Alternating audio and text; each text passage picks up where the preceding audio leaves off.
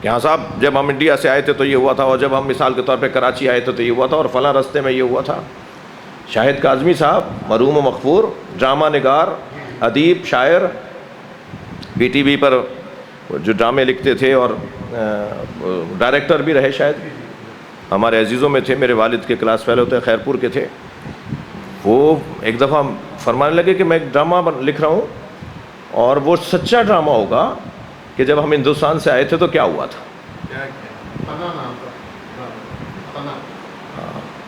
اب اور کچھ مت بتائیے گا آپ، ایک صلوات پڑھیں ذرا محمد والے۔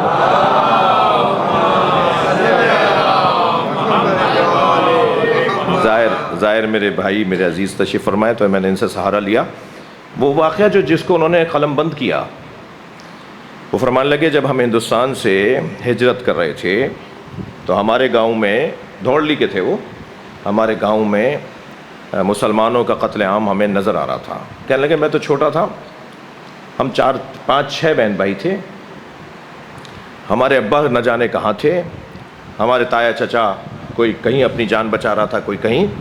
ہماری اماں نے ہم 5 اور 6 چھوٹے چھوٹے اوپر تل کے بہن بھائی، 5 اور 6 بہن بھائیوں کو لے کر ہماری ماں ایک گاؤں سے دوسرے گاؤں میں، دوسرے گاؤں سے تیسرے گاؤں میں جان بچا رہی تھی ہماری، کہ کسی طرح میرے بچے بچ جائیں۔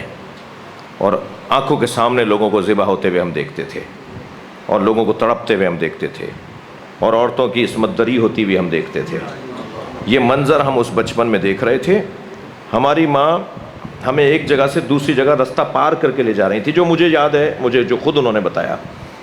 اور ہماری ماں رستہ پار کر کے لے جا رہی تھی تو اچانک وہ ڈنڈے اور کلہاڑیاں لے کر جو مارنے والے تھے وہ جب آنے لگے تو ہماری ماں کچھ درختوں کی اور جھاڑیوں کی اوٹ میں لے جا کر انہوں نے ہمیں چھپا دیا۔ اور وہ بالکل قریب سے، یعنی یہاں چھپے بیٹھے ہیں، بالکل قریب سے وہ رستے سے گزر رہے تھے، مارنے کے لیے مسلمانوں کو ڈھونڈتے پھر رہے تھے۔ اسی اثنا میں میری بہن جو دودھ پیتی بہن تھی، اس نے رونا شروع کیا۔ میری ماں نے اس کا گلا دبا دیا، مار دیا بچی کہ میرے اور بچے بچ جائیں۔ یہ کتنا بڑا کام تھا، کتنا بڑا جگر تھا ایسے لوگوں کا، کہا صرف اس وجہ سے کہ روئے گی تو یہ ہمیں سب کو مار دیں گے، تو اس بچے کو ہی مار دو۔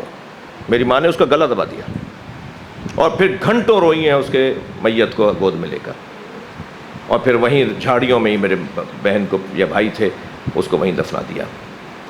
ابھی کوئی ان واقعات کو بتائے نا۔ 14 اگست کو اب تو پاکستان سے محبت کرنے کے وہ طریقے ہی ختم کرتے جا رہے ہیں۔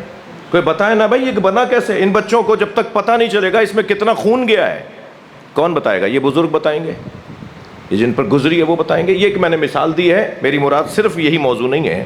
ایک صلوات پڑھیں ذرا محمد و آل محمد۔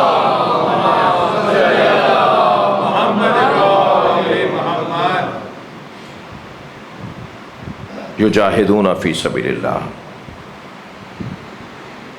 چھٹی صفت لا یخافون لومۃ اللائم، ملامت کرنے والوں کی ملامت سے وہ خوف زدہ نہیں ہوتے۔ دنیا کیا کہے گی، لوگ کیا بولیں گے، زمانے کو کیا جواب دوں گا، نہیں، کوئی کچھ بھی بولتا رہے، میرا ضمیر مطمئن ہے، میں وہ کام کروں گا۔ اب آ گئی بچوں کو سمجھ میں؟ یہ 6 صفتیں جن کے پاس ہیں نا، وہ ہے مولائی، جن میں یہ صلوات پڑھیں محمد و آل محمد۔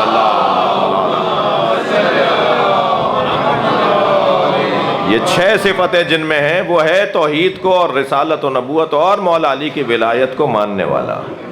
ان 6 صفتوں کو در حقیقت تشیع کا ضابطہ اخلاق بھی کہا جا سکتا ہے۔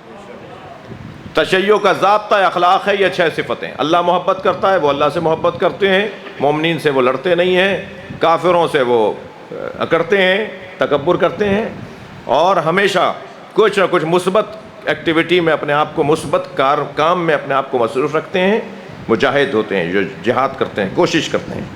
اور چھٹی صفت، وہ ملامت کرنے والوں کی ملامت سے خوف زدہ نہیں ہوتے۔ دنیا کیا بولے گی، لوگ کیا بولیں گے، ان کی لغت میں یہ لفظ ہی نہیں ہے۔ اللہ کیا کہہ رہا ہے، میرا ضمیر کیا کہہ رہا ہے، یہ ان کی زندگیوں کا حصہ ہوتا ہے۔ جن میں یہ 6 صفتیں پائی جائیں گی پھر انہیں اللہ رسول اور علی مولا کی ولایت ملے گی، اور جس نے اللہ رسول اور علی مولا کی ولایت کو برداشت کر لیا، قبول کر لیا، تو پھر اسے حزب اللہ بنا دیا جائے گا۔ اور حزب اللہ ہمیشہ کامیاب رہنے والوں کو کہا جاتا ہے، ان کی لغت میں ہارنا لکھا ہوا ہی نہیں ہے، ان کی لغت میں ہارنے کا لفظ ہی نہیں ہے، وہ ہمیشہ جیتتے رہیں گے، کامیاب رہیں گے، وہ اکیلے بھی ہوں گے تو جیتیں گے۔ بتائیے حسین مولا نے جیتنے اور ہارنے کا معیار بدل دیا نا، جس کا سر کٹا تھا وہ جیتا، جس نے سر کاٹا تھا وہ ہارا، بدل دیا نا مفہوم ہارنے کا اور جیتنے کا۔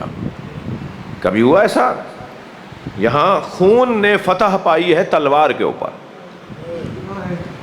ہمیشہ تو تلوار فتح پاتی ہے نا خون کے اوپر، مگر کربلا میں لغت بدل گئی، کربلا میں طریقہ ہی حسین مولا نے بدل دیا، خون جیتا ہے اور تلوار ہاری ہے۔